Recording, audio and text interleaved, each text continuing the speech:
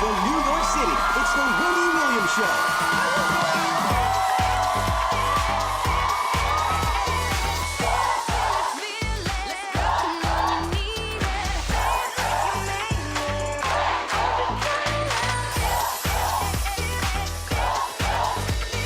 Now,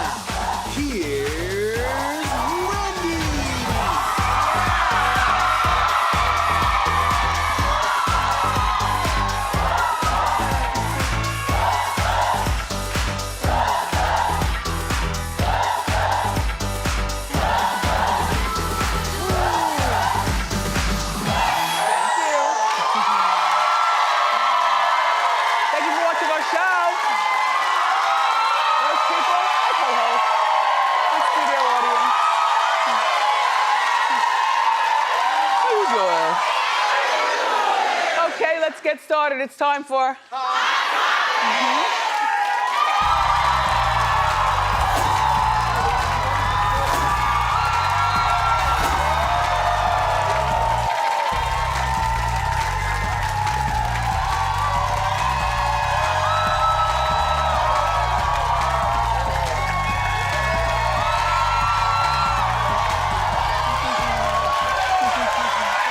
Yeah. Well, as you would expect, the lawsuits have already started. There are these two students at Stanford who have filed first-class action lawsuits against all 7 colleges involved with this cheating scandal and the inventor of the cheating scandal, Rick Singer. Yeah, him and his company. Which, by the way, I don't think I ever told you this, but did you know that he was also shopping a reality show of trying to get, of how to get kids in? This was years ago. He was shopping a reality show to try to show you how to get your kids into good schools and take the tests and whatnot. Anyway, 2 of the students in this lawsuit say that they were denied a fair chance to get admitted into their top choices and that they had to settle for Stanford. I mean,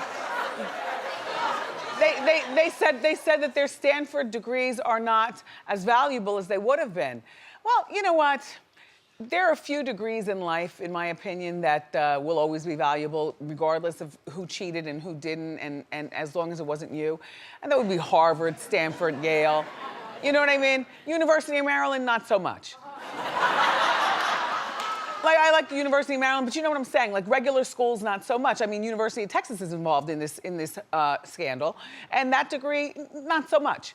But I don't think that you girls have to worry about your Stanford degrees. I think that if you're upstanding women, then what the lawsuit, first of all, you're filing it at an excellent time, because what they want, they're saying, all right, we want money because our degrees are now devalued. We applied, we're here, and now it's going to happen. Then they also want the money back from the other schools that they applied to that they didn't get into. And how do we know Stanford was their first choice? These girls can make something up and say, well, Yale was my first choice and I didn't get in there. Maybe I didn't get in there because, you know, I didn't participate in this cheating scandal. At the very least, they should get back the application fees, which, you know. But at $100 a pop and 7 schools involved in this, I mean, that could be a lot of money. I think all the kids should get back their application fees. You know, all of anybody going to these schools that wants to. And, you know, I hope that the schools don't raise tuition, you know, moving forward, because this is a lot of money that they're gonna have to pay in lawsuits and things like that. And, you know, raising tuition would be no. But, and schools like this also will never be without very wealthy benefactors. These schools, I'm not crying for the schools. It's not like they're ever going to lose money. There are always people who are gonna wanna give for a really valued higher education. Now, all the students who applied to any of these schools between 2012 and 2018 are welcome to join this lawsuit, from what I hear. So good luck. Get on it.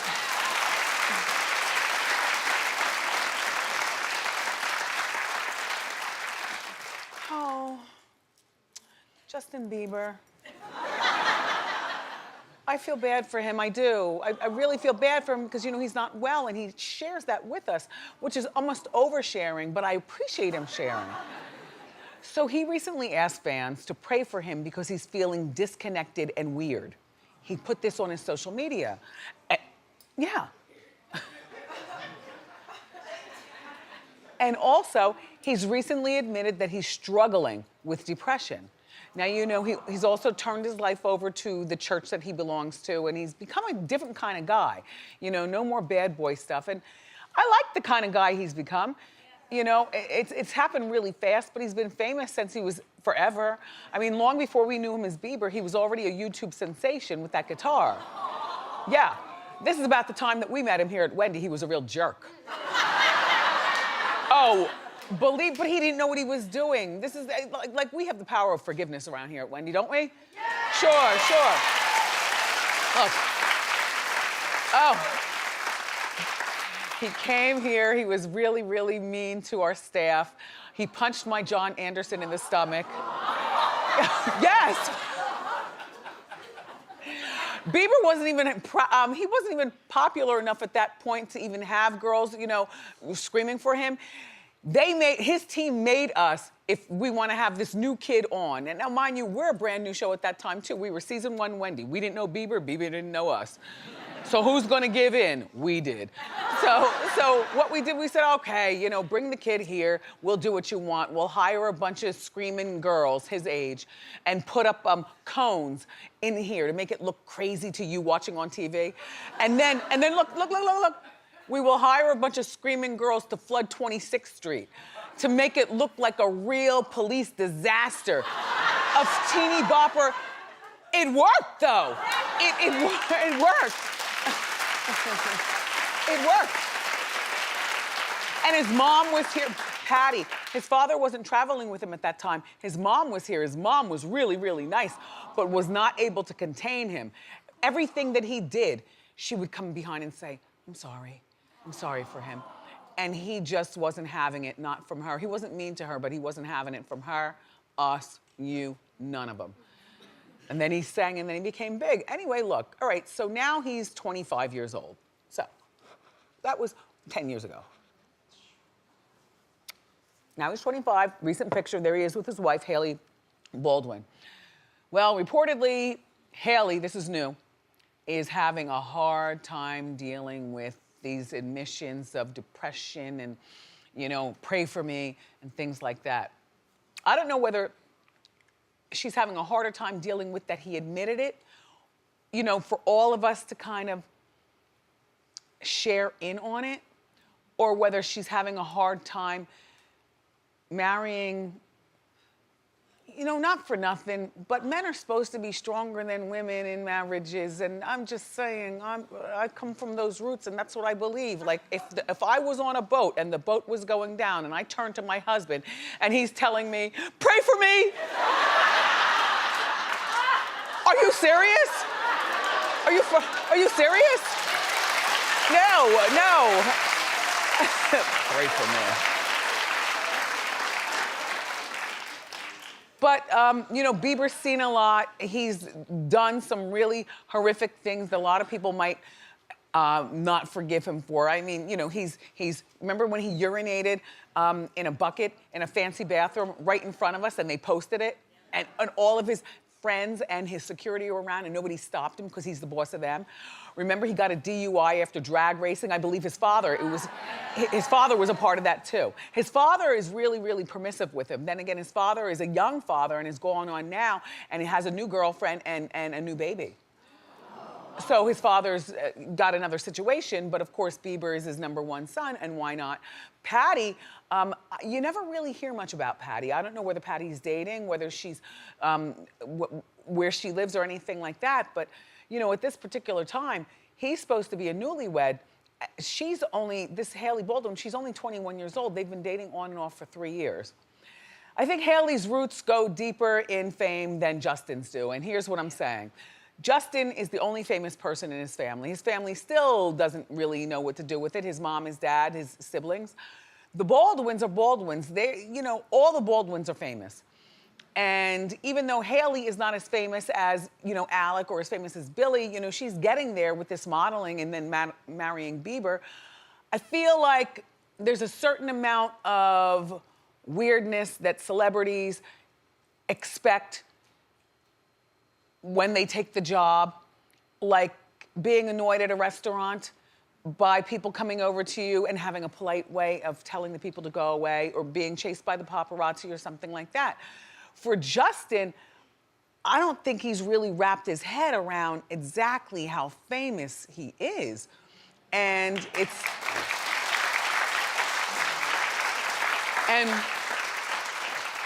a really weird position to be in. I think that I would want to divorce him in the name of love.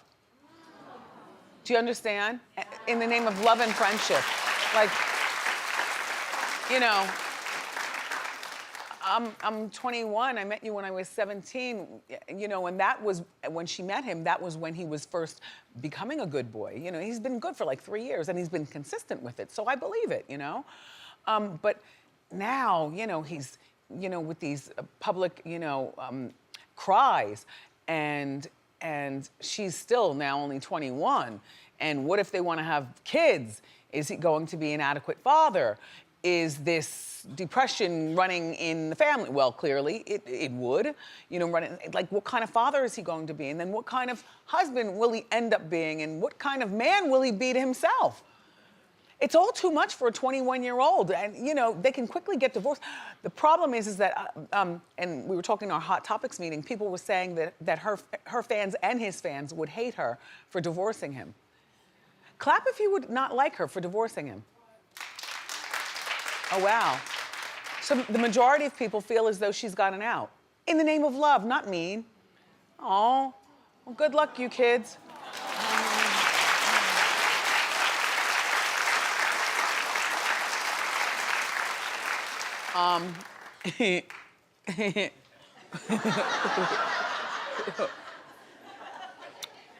Diana Ross had this really uncomfortable moment on stage. It certainly was uncomfortable. All right. She was at this swanky party thrown by Ian Schrager. Wait, no. I was trying to set up the video, but okay. It's okay, we can keep playing it. This man poked her in her vagina. Okay. Poked her good, too. Look at that.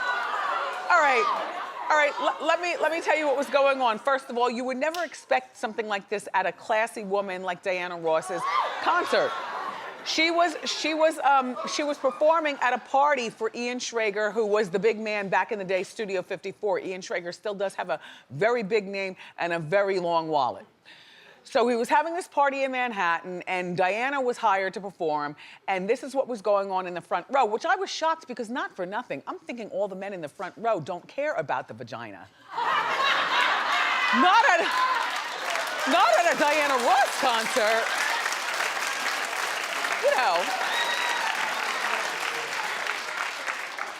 Anyway, Page 6 TV caught it on tape. Let's look at it again. He poked her good.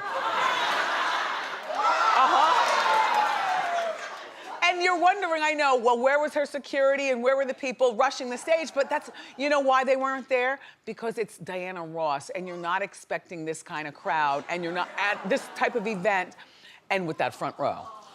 You're just not expecting it. Oh, it's okay. She's a little bit older, so she probably didn't feel much.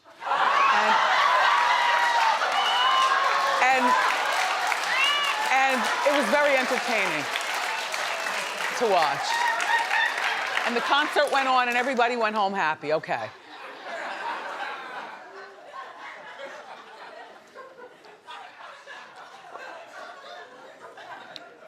Britney Spears has signed on to be a part of something, you know, with her brand.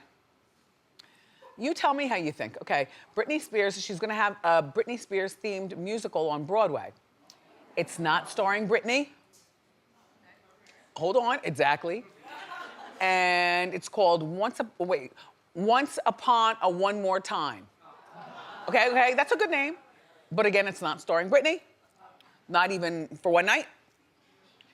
It's gonna feature 23 of Britney's songs, which she does have 23 songs. In our Hot Topics meeting, somebody said, does she have 23 songs? I said, yes. Oh, baby. Of course. The musical is not about Britney's life. So, it's not about Britney's life. Britney's not going to be in it. The only thing going for this musical so far now is that her music's in it, right? But you could listen to that at home. Okay, instead, I'll tell you what the music's about. It's a musical about a Disney princess. Hold on now, because Britney thinks this is a good idea. If you truly are part of the Church of Britney, then you should love it too. You should love it too.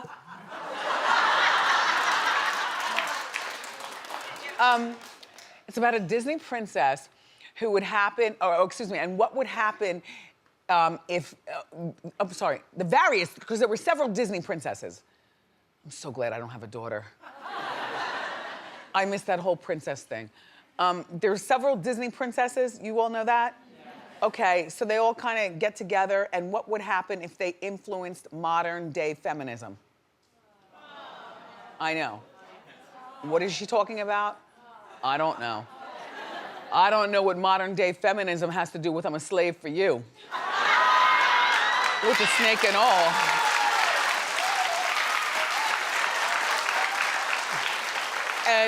And I don't know where feminism is part of Oops, I Did It Again or toxic. But certainly the feminists must love work, bitch.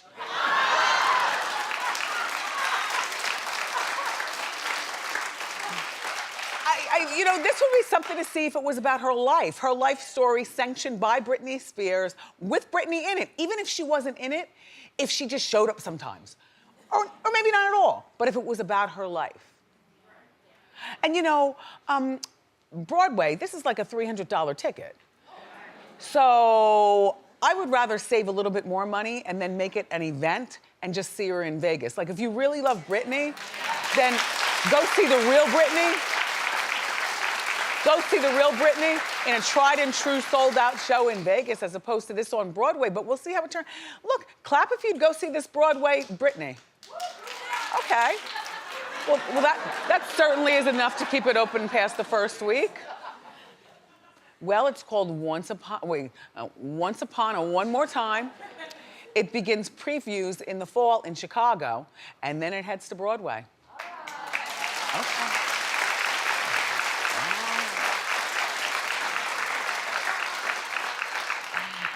Aretha Franklin never was the easiest woman to deal with. I say that in a loving way because I knew her too. She gave me the business as well. Oh, Miss Franklin. So there's this new movie that Aretha never wanted any of us to see. But it's finally gonna hit the big screen.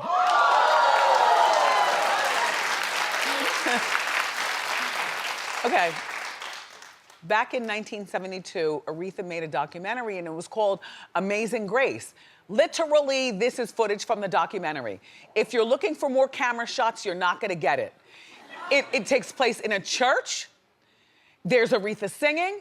Now, you know, Miss Franklin, she was very into her showgirl glamour and stuff. This is just regular makeup for her. Where, you know, she would want the pressed hair and the done lashes and a good outfit. And her background people to be fabulous. This is done, you guys, this is a one camera shot. They want you to go to the movies to see this. Now here at this church, she's singing a lot of her songs. They're live, this is like live recording for an iconic album that she did. So she did an album from this, but somehow she does not want this to be released. And you know, if you're an artist and if you're particular about every part of what you do, you have that right. And now she's passed away and you might be saying, well, what is her estate doing? This is the one time where I do understand and I do side with the estate because Miss Franklin, she had her family surrounding her, you know, like her son was her manager and her niece was, you know, head of security and, you know, and that's a great thing because it really does make you feel coddled and at home when you're on the road and off the road, and it makes you feel like people aren't gonna fleece you for your money on one hand. On the other hand, when you don't have real professional people doing real professional things for you, sometimes you lose out. When Miss Franklin passed away, it was no secret that the finances were a mess. And she hasn't been gone for that long. And I would imagine that now the bill collectors are like, okay, rest in peace, Aretha Franklin, but we still need our money for this. We need money for that. So by putting this out, this movie out, I would imagine, I'm gonna say that the estate is probably going to be paying bills with this. This is not so that the kids and her family can steal from her. I don't think that at all. But instead of putting it in the movies, because this is a lot, people like Aretha Franklin. There are people Aretha Franklin's age and older. People love her, she's iconic. Nobody's going in the movies to see a one-shot deal in what looked like black and white, except for the eyeshadow, that was blue. I think that what the estate should do is package this and sell it to like a big movie house or a big production company or something like that, and let them take it and do with it what they want. In the meantime, get as much as you can from that big company and don't have cousin Junebug do the contract. And more importantly than this movie right here is Amazing Grace, which is going to be the story of Aretha's life. You know, they're working on that right now. Jennifer Hudson's gonna play Aretha, and I can't wait to see that. And that movie comes out next year. All right, everybody, we got more great show for you. It's the weekend, why not? Up next from the hit show Queer Eye, Tomorrow Brown is here, so